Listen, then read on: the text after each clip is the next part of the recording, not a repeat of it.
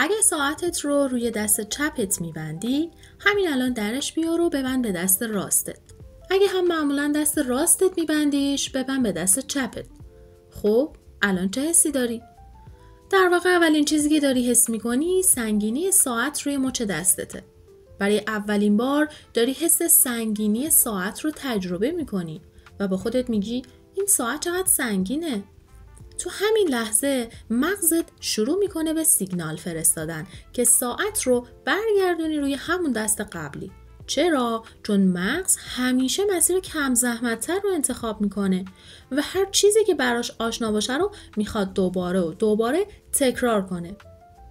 پس به محض اینکه بخوای یه تغییر ایجاد کنی، مغزت مقاومت میکنه.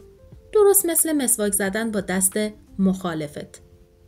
حالا وقتی برای همچین چیزای کوچیکی مغز اینجوری مقاومت میکنه، فکر کن برای تصمیمای بزرگ زندگی چه اتفاقی میفته. میخوای یه تغییر اساسی تو زندگیت بدی، به نظرت مغز راحت بهت اجازه میده؟